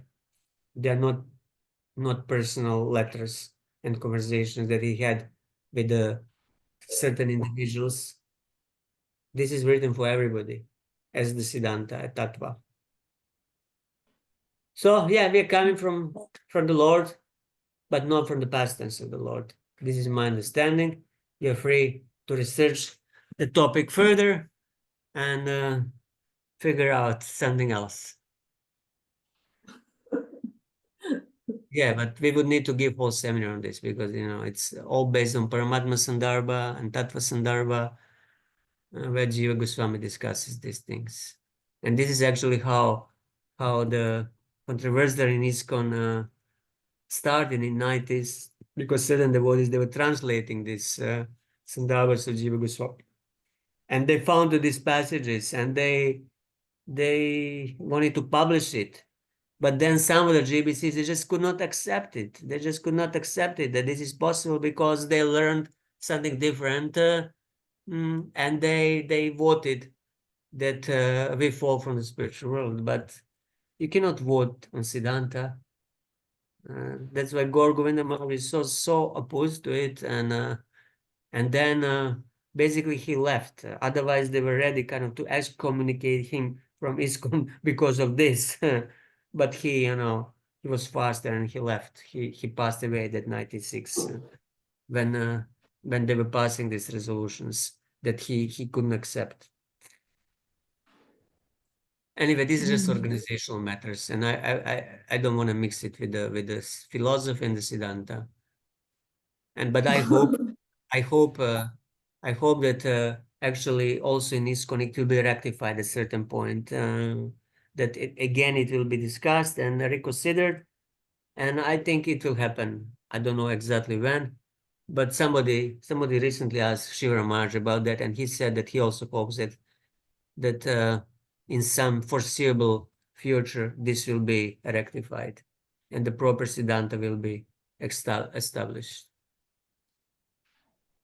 Anyway, let us go. There's not much. Thank you very much. Thank you. 10 more minutes left, maybe one more shloka or a couple more. Shinarda Vacha Ekada Brahmana Putra Vishnu Lokam Yadrichaya Sanandhanadayo Jagmush Saranto Bhuvanatrayam. The great saint Narada said, once upon a time, when the 4 sons of Lord Brahma, named Sanaka, Sanandana, Sanatana, and Sanat Kumara were wandering throughout the three worlds. They came by chance to Vishnu Loka. So they had the liberty to wander throughout the material world, but also they came to the entrance to Vishnu Loka. Pancha Shodayana Rabhabha Purvesham Api Purvaja Digvasasa Shishum Dvasthauthan Pratyashedatam. Although these four great sages were older than Brahma's other sons like Marichi, they appeared like small naked children, only 5 or 6 years old. When Jaya and Vijay saw them trying to enter Vaikuntha Loka, these two gatekeepers, thinking them ordinary children, forbade them to enter. So it's interesting that Vaikuntha has gatekeepers, like by chance somebody can just wander off there, although there is, quite some, distance between material and spiritual worlds, and there is a Viraja river, but still, gatekeepers were there. In this regard, Srila Madhvacharya says in his Tantra Sara, I'll skip the Sanskrit, the purport is that the personal associates of Lord Vishnu in Vaikuntha Loka are always liberated souls. Even if sometimes cursed or blessed, they are always liberated and never contaminated by the material modes of nature. Before their liberation to Vaikuntha Loka, they possessed material bodies, but once they come to Vaikuntha, they no longer have them. Therefore, if the associates of Lord Vishnu sometimes descend as if cursed, they're always liberated. And Vishwanacharitya Thakur, the Kumaras had the beauty, Habha, or 5 or 6 years old children, but were older than Marichi and others, Urvasham. The gatekeepers considered them naked babies. So, when the children are 5 or 6 years old, they're the most, cute, and they're still innocent. A little later, they start losing their innocence. So this is kind of the perfect age that Kumaras, who didn't want to have anything to do with the material energy, with Maya, they decided they will stay only 5 years old in the Kumara age.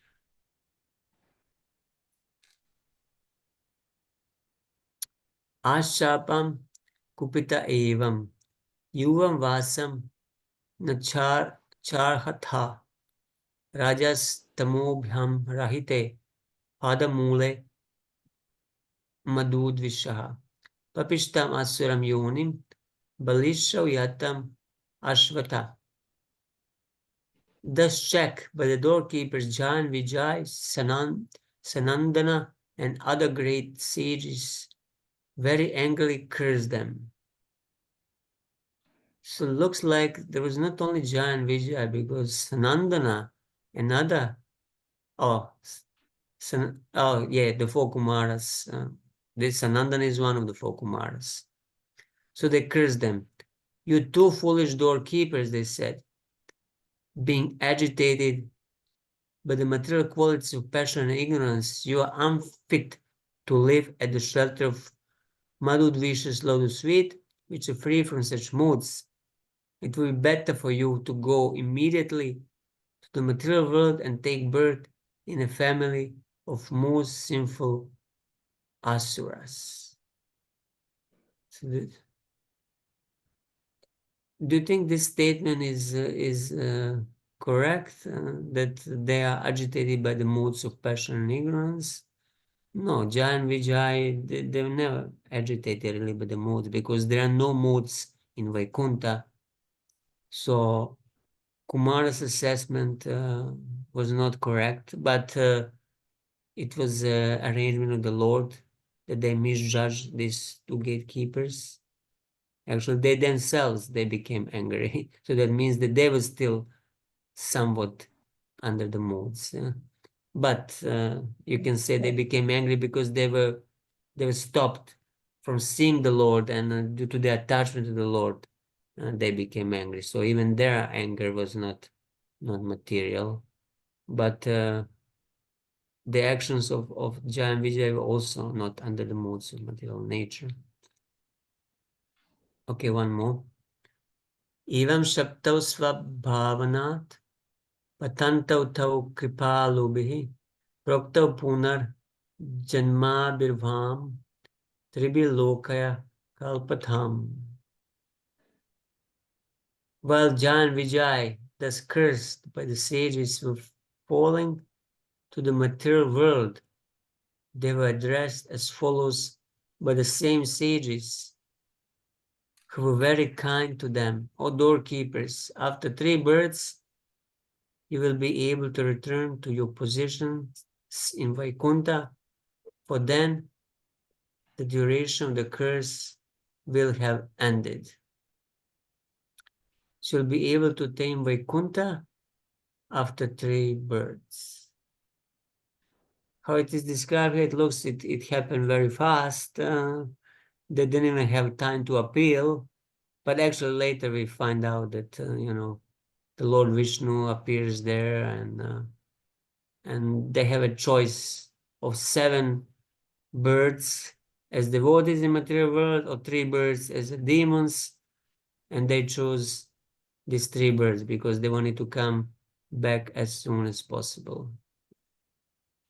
So what would be your choice? 3 birds as demons or 7 birds as devotees? If you were given opportunity to choose, what would you choose? Chaturamataj, what would you choose? Difficult. Very interesting question. Maybe Difficult. devotee. I don't want to be demon. Yeah, but then it would be 7 birds. Anyway, they chose 3 because their spontaneous attachment to Lord. They were thinking, we want to come back as soon as possible. We don't want to be too much away in that material world. And they were never before in material world, so they didn't have a good opinion on the material world. They didn't want to go there, but since they had to, they chose it to be as short as possible. Okay, I think I will stop here. If there are any final comments or Yeah. questions. Yes, Mataji. Well, just now I understand that you say Vijaya comes from Mahavishnu's body. And then my question is why does the Lord Mahavishnu create our Jiva? This is now very philosophical questions. Why the Lord creates? You can say that that we are not created, that we are also eternal, that we eternally exist as the part of the Lord, like the why sun creates sun rays. It's just a natural thing that sun emanates the sun rays, so it's natural for Lord Mahavishnu to emanate the parts and particles of him. But why? Okay, if we accept that somehow he creates us, although there is no point in time and he created us. Why? Because he enjoys variety of loving exchanges with his parts and parcels, with the jivas. Although in the spiritual world, there are billions and trillions, unlimited numbers of jivas who have personal relationship with the Lord, and Lord is enjoying exchange of love with them.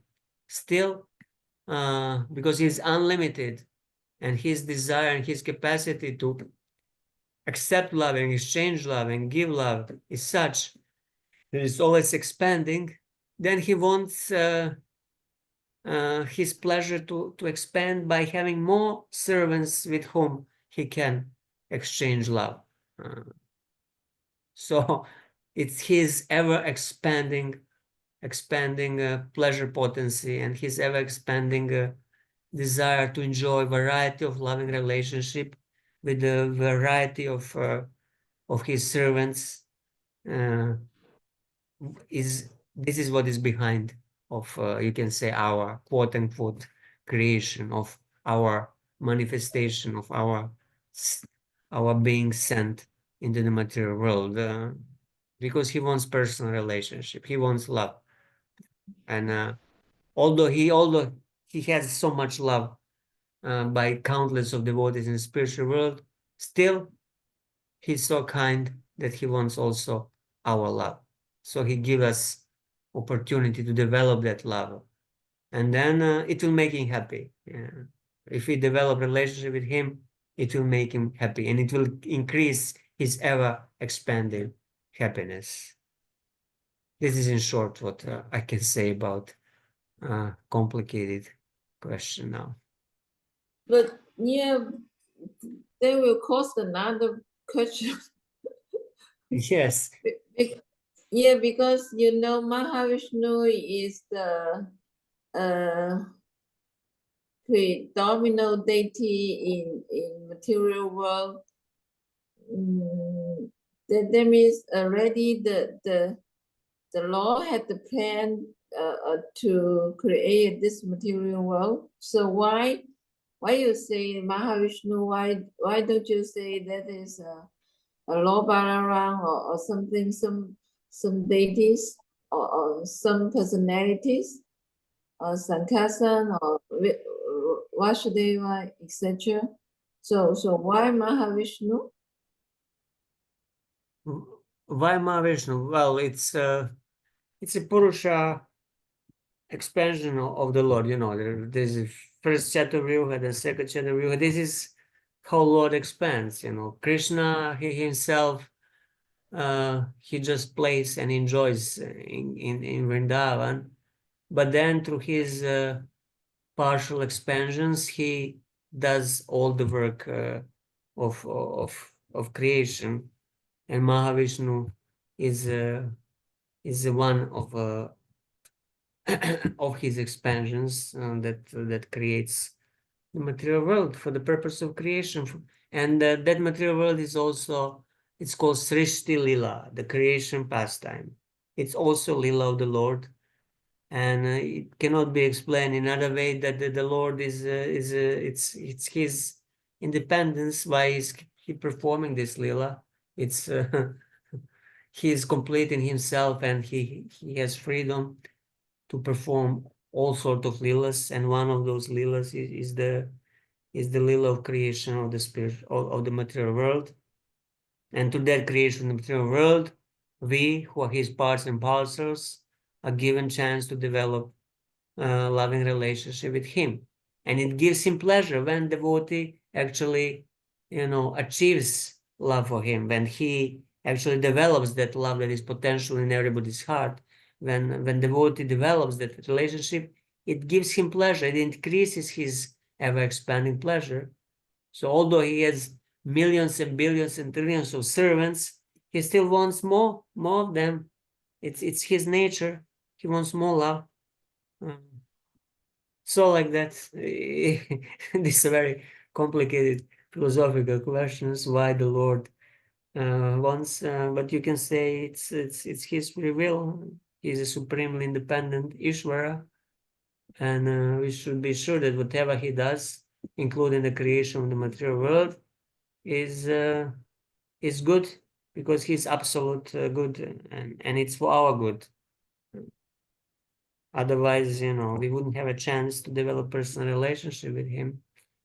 Now we have it, and we on the way back to Godhead, meaning on the way back to the spiritual world, where we will have a loving relationship with him. Yes. Yeah, this point I can understand. Still there's some doubts, because when we speaking about Mahavishnu, it is already mean the material world because Mahavishnu is responsible for material world. That means material world is already there. Yeah, you can say material world also eternally exists because the Mahavishnu is also eternal. It's mind-boggling to try to figure out how the infinity and beginningless work. It's called anadi, without beginning, and it's infinite. It's unlimited. It's difficult to understand with the material mind. Yeah. I mean that the original plan of mind of the law comes from who? Maybe I think not Mahavishnu. Yeah, well, I mean, Krishna is the original Mahavishnu comes from Krishna, but they all simultaneously exist at the same time. It's difficult to try to think with the material mind about the terms or terms that are very difficult to describe it with the words. Yeah, I think better we stop now. Otherwise, this can go. I mean, I can give you some. I can find some passages where this is explained by Jiva Goswami maybe, and then I can post in that group once I have a time, and then you can try reading it. I think he explains it much better. It will be difficult for me now to explain the cause behind having no cause. Uh, but yeah, I can give you some reading if you're interested into this. Once Yeah, I get the time, I'll post some passages there. yeah, very good. Thank Okay, you. thank you. Anything else? Okay, thank you all very much. We'll stop here and I see you next Wednesday. I'm not sure, is it Ram Navami next Wednesday or when is it exactly? But even if Here it's in Ram, UK, it's Wednesday, Prabhu. it's Yes, also Prabhu. Wednesday. Yeah, in Mayapur also it is Wednesday.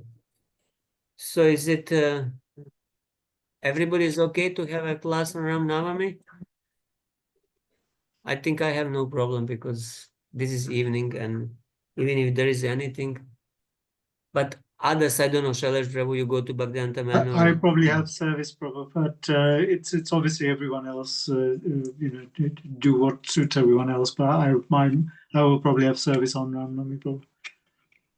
I mean, we can shift the day also, maybe Thursday or whichever day, one day before, one day after, we can also shift. We can do that if everybody else is. Yeah, maybe we can have it on. I think Thursday, the next day after the Ram Navami. Would be that okay for you, Shailesh Prabhu? That'd be perfect for me, Prabhu. Yeah, if that's okay with everyone else and yourself, Prabhu. Prabhu, I have Bhakti Shastri class on Thursdays, On 7 to 8. Thursday, 7 to 8. Uh-huh. I'll be starting at 6. So, what about Tuesday, Mataji? Yeah, that's. Tuesday would be better? Oh no, maybe Thursday. We had to. We have association in Oh, okay. Lord Tuesday. Rama. Lord Rama's appearance day, so we had to prepare. I'll prepare. Okay, let's have it Thursday, but what if we start a little earlier? What if, Shailesh Prabhu, if we start a little earlier, would be that a problem for you on Thursday? Instead of 6, maybe starting at 5? Is it too early for you? No, we can start at 5, Prabhu. That should be fine. Yeah, I mean it's fine. It's fine. Yeah, please. If it suits for everyone else, then let's go with that. Okay, we'll confirm still, but let's count now on Thursday next week at 5 p.m. Thank you all very Okay. much. Thank you, Prabhu. Krishna, thank you. Thank you. Thank you, Prabhuji. Hare Krishna. Hare Krishna, Prabhu.